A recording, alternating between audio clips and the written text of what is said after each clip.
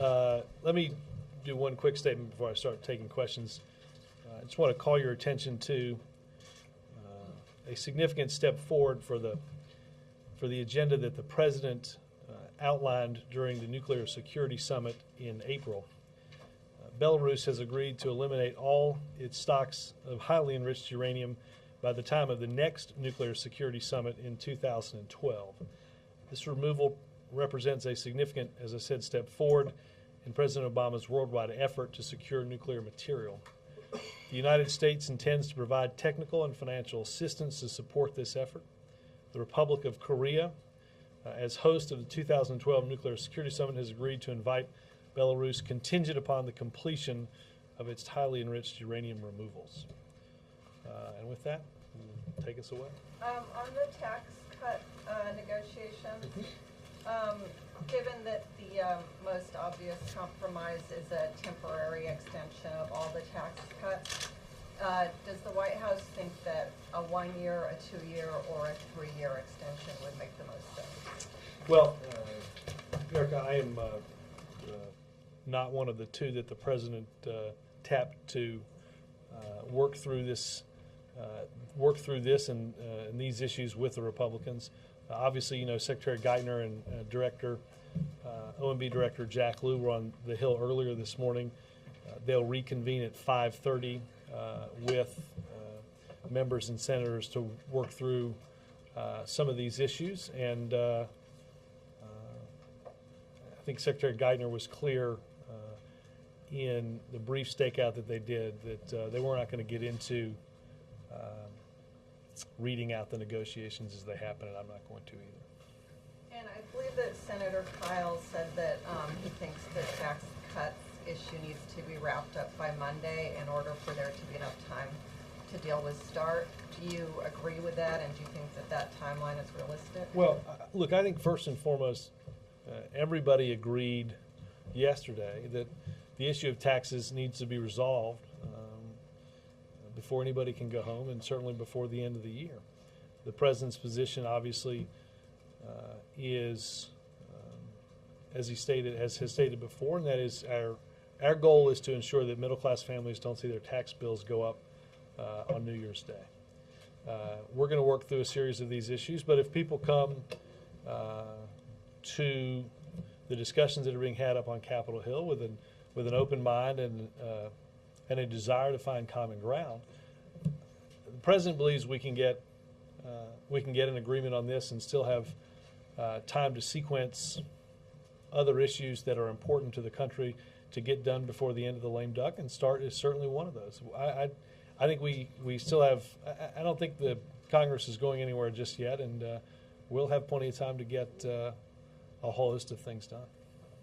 And just on the Deficit Commission, how would the President interpret a majority vote in support of the recommendations that was short, though, of the 14? Would he be then inclined to embrace the recommendations? We're going to, as you know, the commission is meeting today.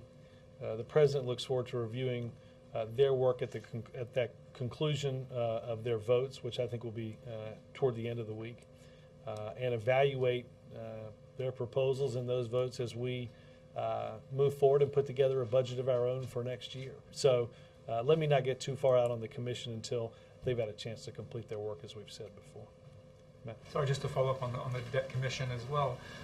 Does the President actually see the possibility of picking and choosing what he likes from these proposals, or will he be willing to look at it and take it all wholesale and present it? Well, again, Matt, I think some of this is going to be, we'll get a sense of where the commission comes down on certain things, again, toward the end of the week as they complete their work. I know, bless you, I know that, in the meeting yesterday, both the President, Democrats and Republicans, I know Senator Durbin, for one, is on the commission, mentioned the important work that's being done, and hoped that the work of the commission would be looked at as, in certain ways, at its conclusion, as as a way to make some decisions on getting us toward a path to fiscal responsibility. I'm not going to, again, prejudge the outcome of those votes, as the President said before. I think we believe and have believed that it's important to give the Commission space to come up with its judgments. And on the European debt crisis, there's talk of possible expansion of the nearly $1 trillion stability fund that's already in place, and that would come through the commitment of additional money from the International Monetary Fund. Would the administration support that? And is enough being done to ease that crisis? Well, first and foremost, obviously, as we said throughout last spring, we think that obviously this is a concern, not just in Europe, but it has, and certainly last spring, affected our economic recovery. It was brought up yesterday by Secretary Geithner and Director Summers when they went around in discussing where we were on the economy. I'd point you to Treasury for specifics on the stabilization fund, but Europe obviously is something that are a series of issues that are going to have to be addressed by the European Union. Because they're going to affect more than just the continent. They're going to affect the overall global economy, and that's we'll certainly stay close in monitoring what's going on. Has the President been briefed on the negotiations, the tax cut negotiations up on the Hill? I believe so. The Secretary Geithner and Director Liu came back. Let's see, a little before, I think 12:30, and I presume, but I'll double check and see if they directly briefed the President. I believe they did. And I know you don't want to give a readout of progress, but is there a sense that the President is encouraged by what has transpired so far? Look, I think it's encouraging that they're meeting. I think it's encouraging that they've had a meeting and they're going to go back again this afternoon. This is it's going to take a little time to get something done, and we understand that. I think what's important is what everyone agreed on yesterday, and that is this is a problem that has to be dealt with by the end of the year. We cannot have Congress leave for the holidays without a solution to an issue that will bring a hardship, potentially a big hardship to middle-class families at the end of the year. You said it's going to take a little time, but I think yesterday you were talking about a couple of days. So what are we talking about now in terms of getting look, something I'm not. done? I hung up my hat on congressional predicting months ago. Wait, I have one more question on Colin Powell.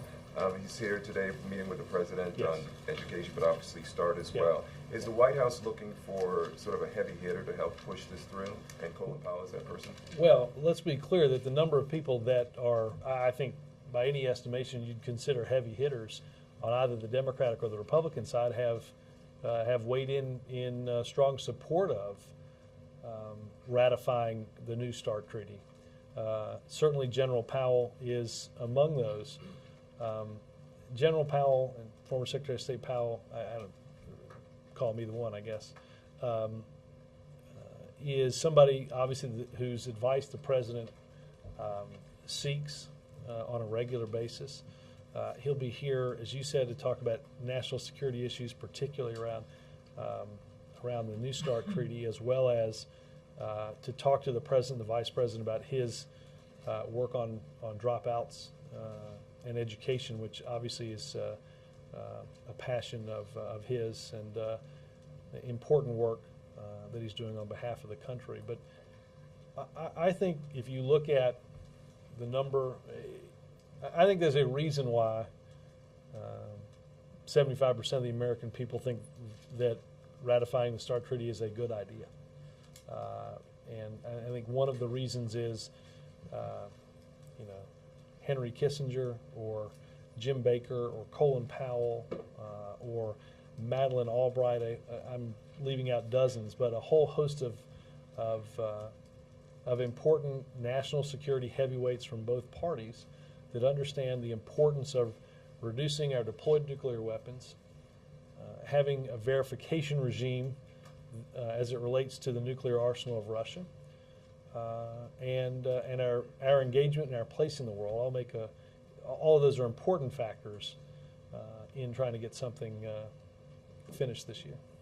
Senate Republicans have said they don't want to move ahead on anything until the tax issue is done and the continuing resolution. Is that reasonable, considering those are the president's priorities too?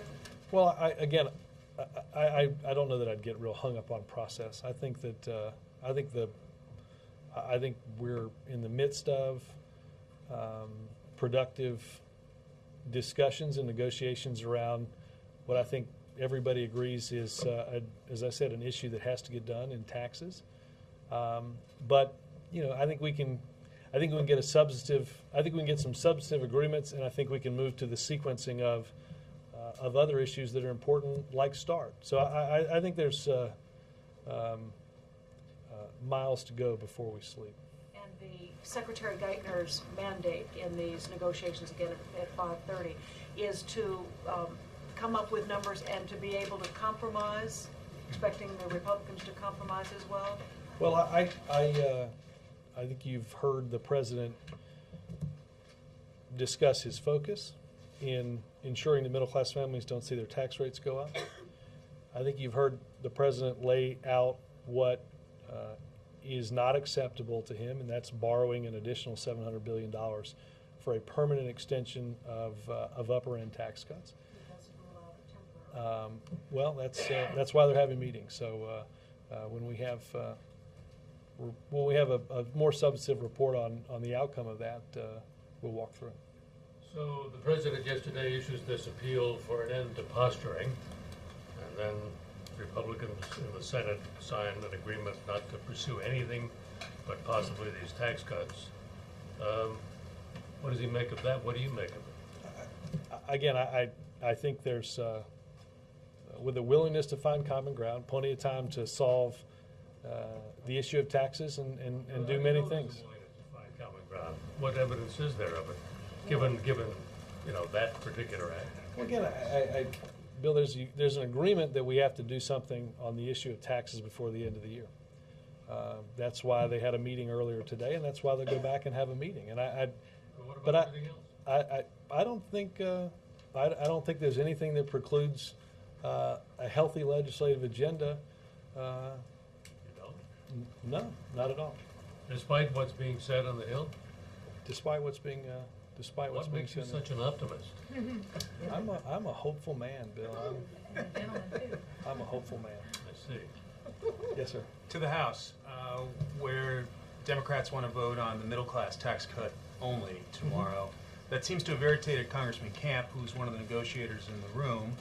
Does the president have any concern that this could blow up the spirit of goodwill? No. Anything further you care to say? Or? He's still optimistic, apparently. No, I mean, look, I think if you take everybody at their word, they support making middle-class tax cuts permanent.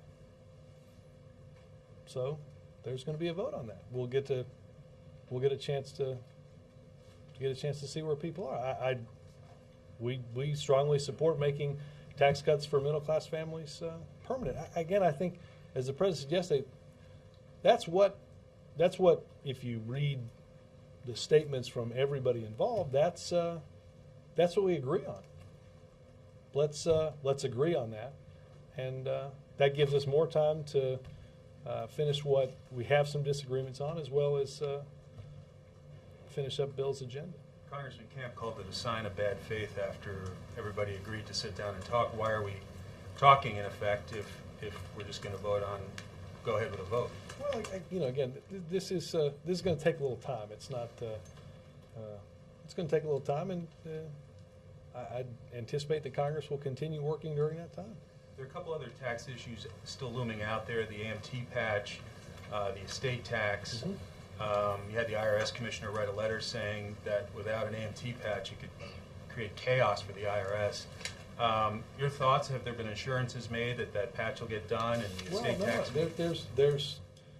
That's we talked about. I've mentioned this on multiple occasions. That is something that that's not in the Bush era tax cuts from 01 or 03.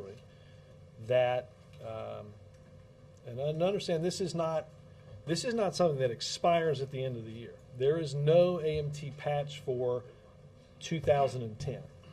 Now, one would have thought, based on what you said, the concern for an AMT patch, as I've said in here before, that patch was included in the Recovery Act.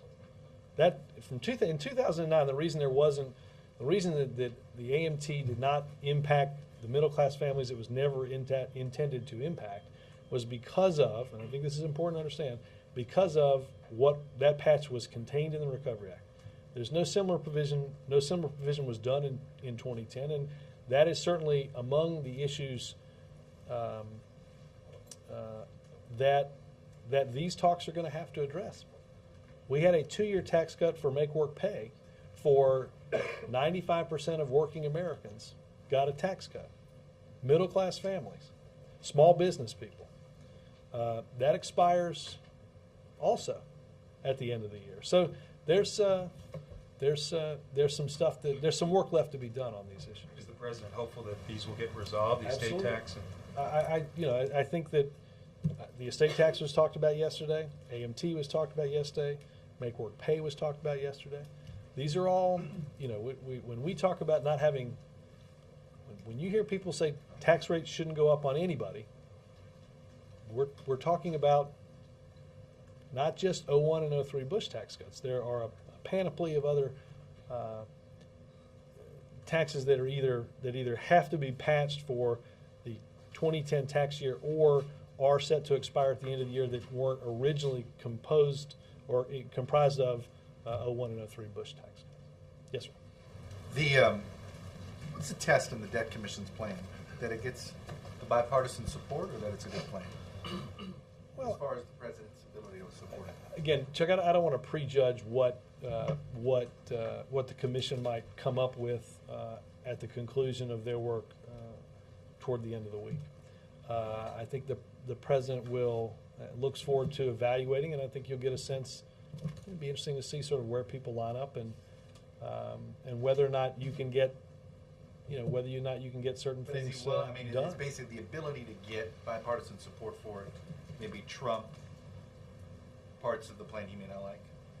Again, I think to evaluate that in a vacuum would be difficult to do. Obviously, It's pretty obvious it's you've going got. to be the case in some form or another. Well, is it not? but again, I don't want to do that as a one-off without some context. I think it's important also to understand that you'll get a sense of some of the dynamics on each side of the aisle, and I think obviously, look, something's got to go through Congress, and we're in the midst of preparing a budget and anxious to see the end of their work.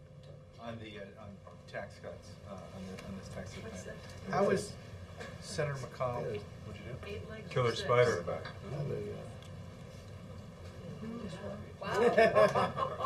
Spider-Man.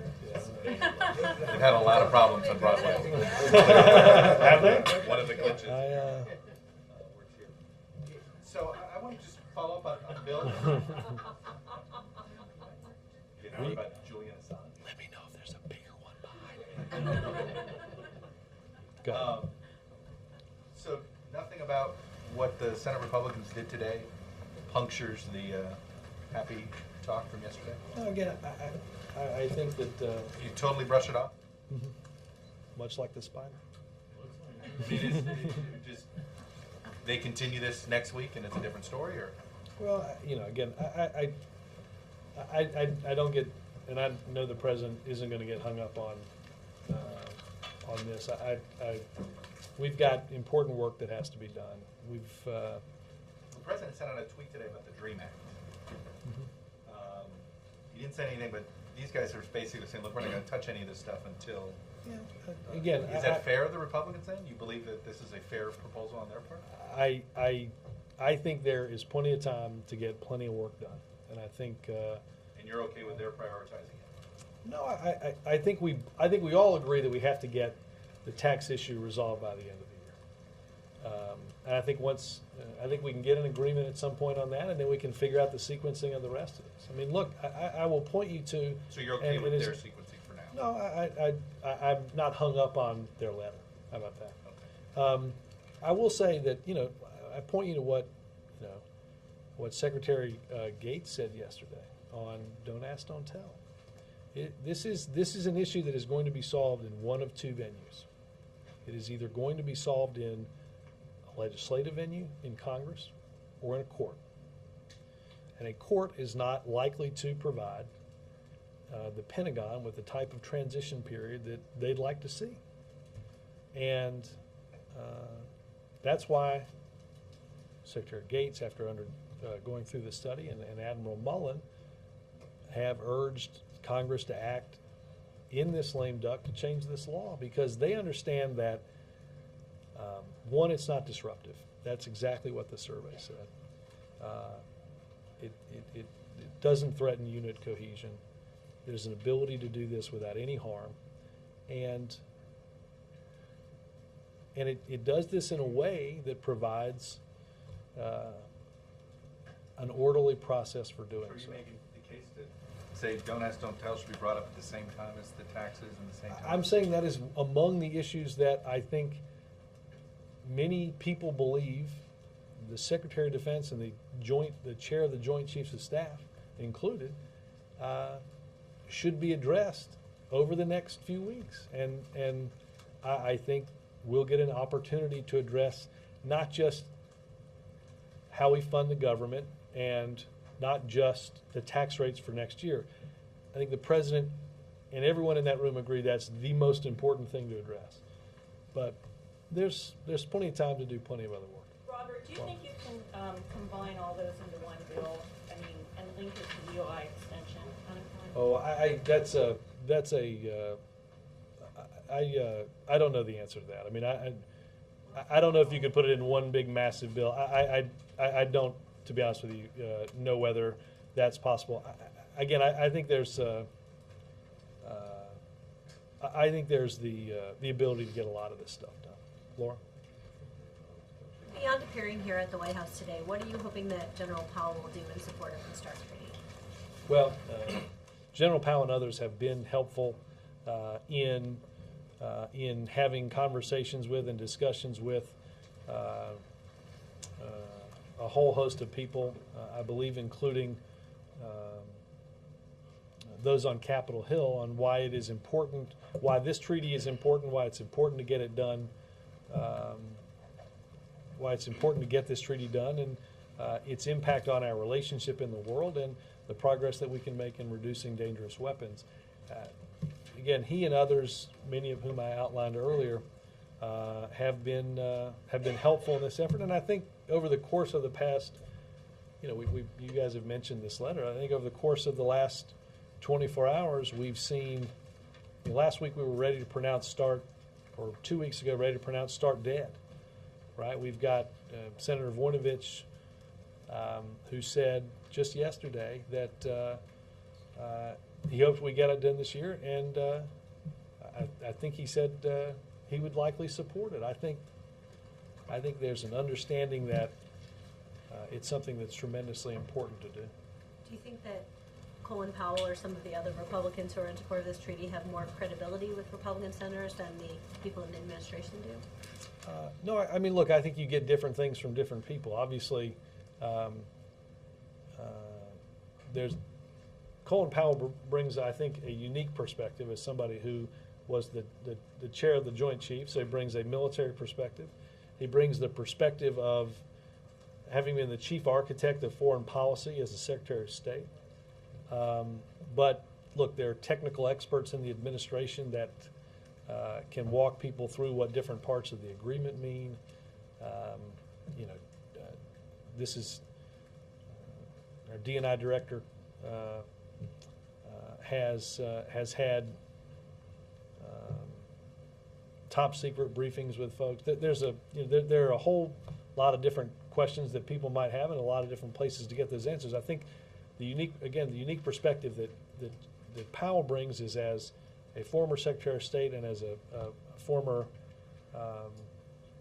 commander in general, that I think lends particular weight and credibility to his words. Mark?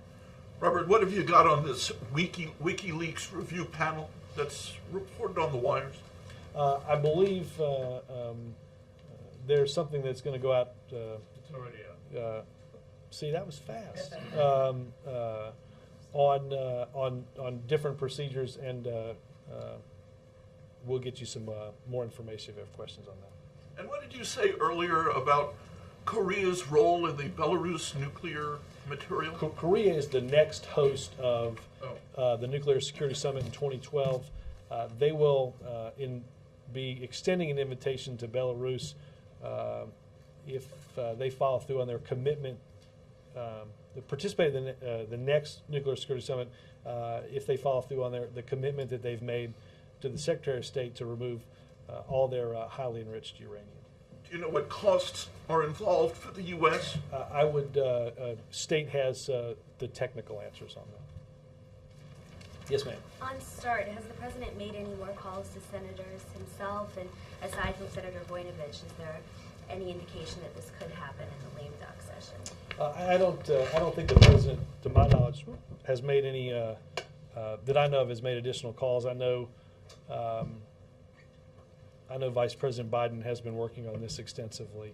Obviously, Senator McCain made some comments yesterday as well. I think that demonstrate that there's the ability to get this done. Obviously, we still think it's going to happen. Any more discussions with Senator Kyle?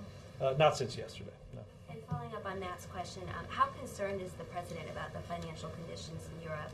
And can you say anything more about what the administration is planning to do about it? Look, again, I think that it is something that that we're watching. It bears watching because we understand the impact that what was happening and what happened in Greece had on our recovery last spring. So obviously, it is something that the president has received updates on during his economic daily briefings. It's half a world away, but it's important to the global economy and to our economic recovery. Does he get this in the daily briefings? Yeah, I can't remember the last time that Europe was specifically brought into this. It's probably been a few days, but he gets, if there's news on that, that's where he gets it. Given that oversight, transparency, accountability have been such buzzwords for this White House in the last 2 years, to what extent does the specter of Republican oversight in the House in January seem worrisome to the White House, and to what extent could it dovetail with the White House's interests? Well, I think, you mentioned that many of the things that are important to the president, both as a senator and as a president, oversight and transparency are important, and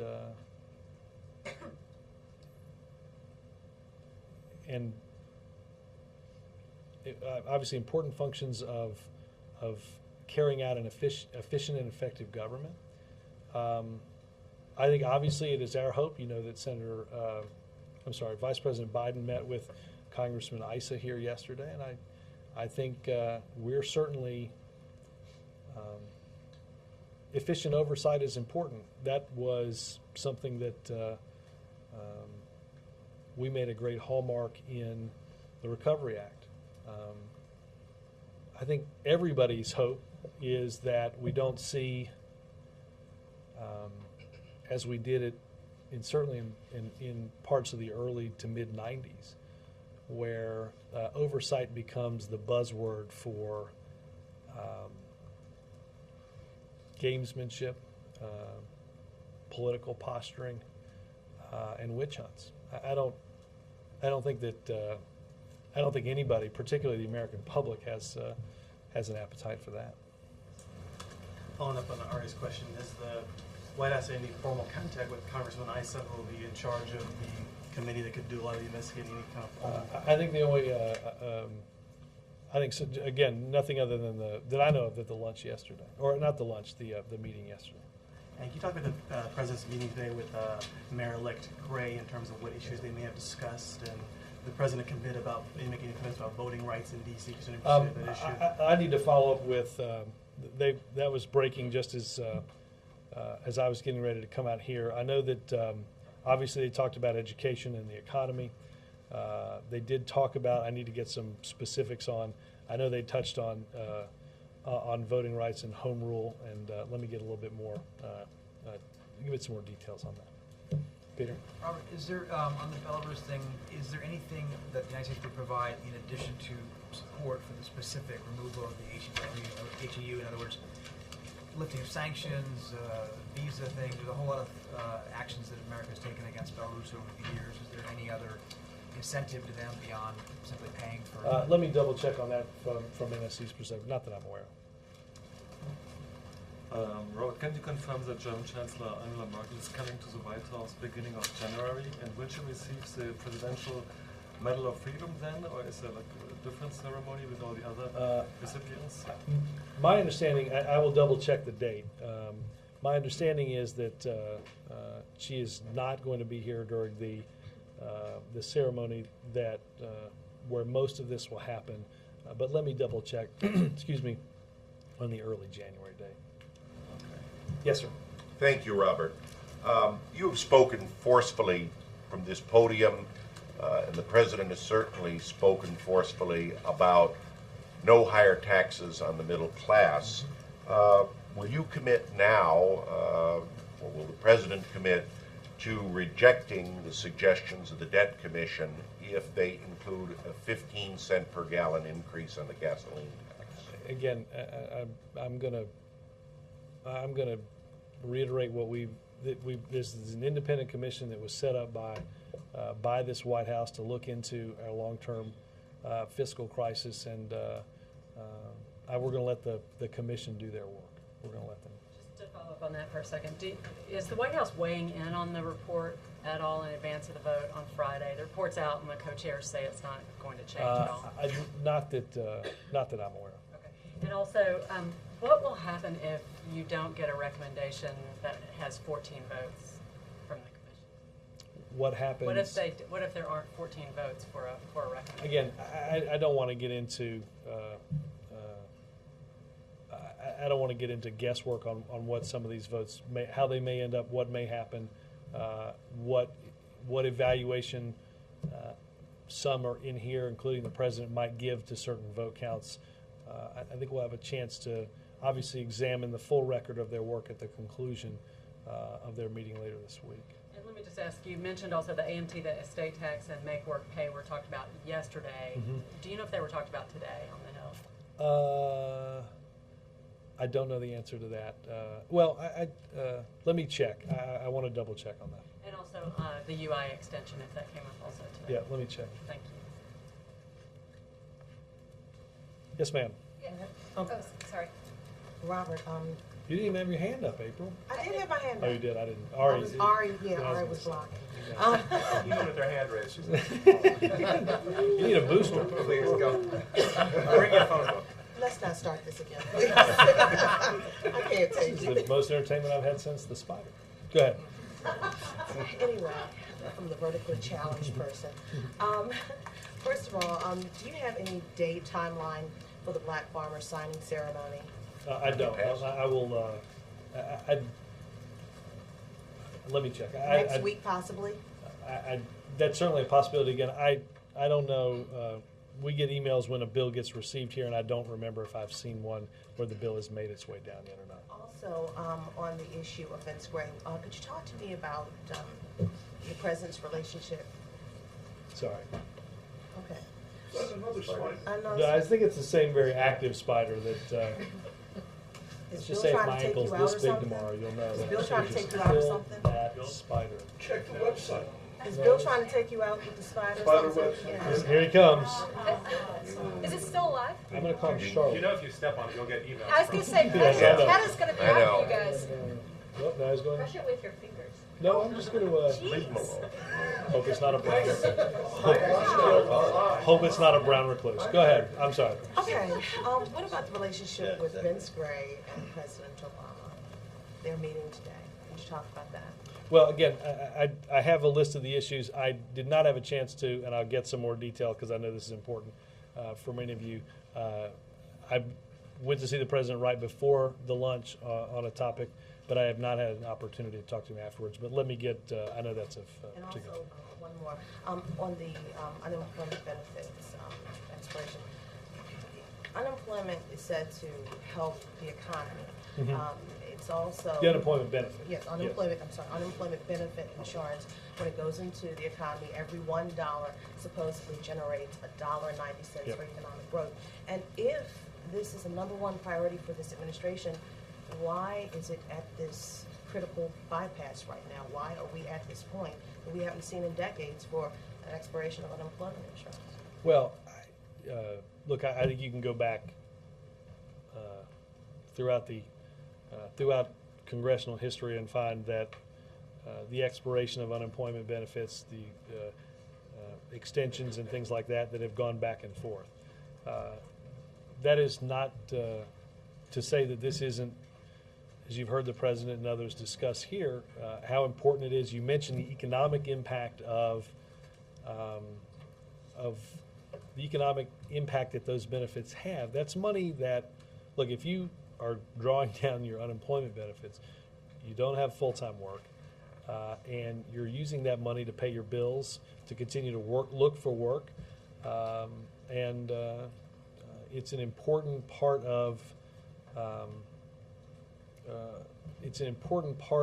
the efforts that individuals that have lost their jobs use to continue to keep going to pay their bills, and it's an important part of the economy. It is something that the president and the economic team particularly feel strongly has to be extended.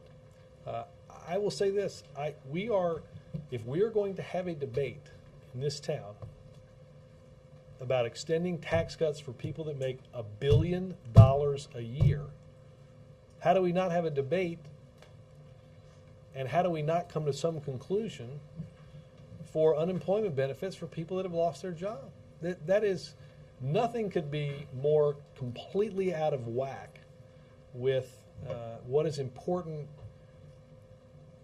to the American people and to getting our economy going again than to watch a debate about billionaire tax cuts while people lose their unemployment benefits.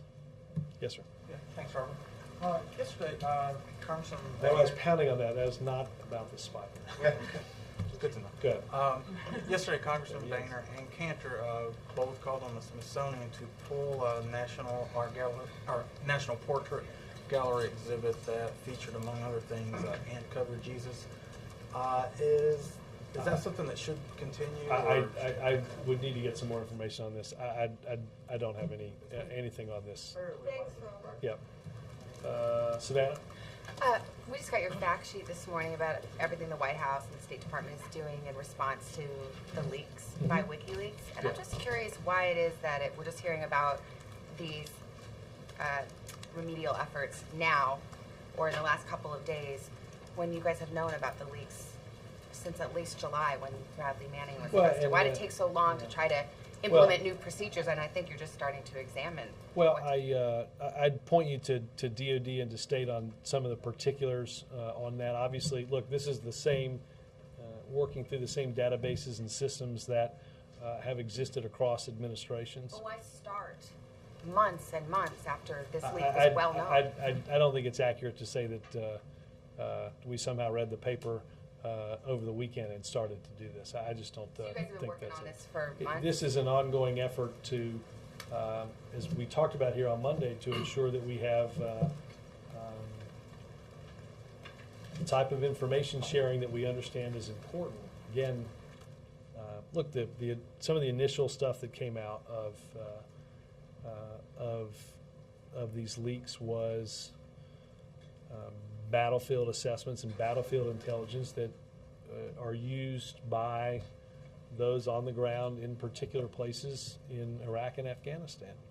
And that's important that they have access to that. But at the same time, I said earlier this week, we have to balance the need to know and the need to share with appropriate oversight. And that's what we're working on doing. Yes, sir.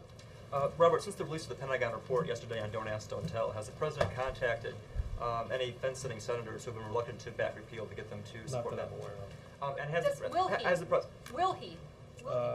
Again, this is a priority of the president, and as I've said in the past, he'll be involved in this. Yes. Has the president issued any guidance to Senator Reid in terms of scheduling the Don't Ask, Don't Tell vote, or in terms of when it should come up relative to Start Treaty or tax cuts?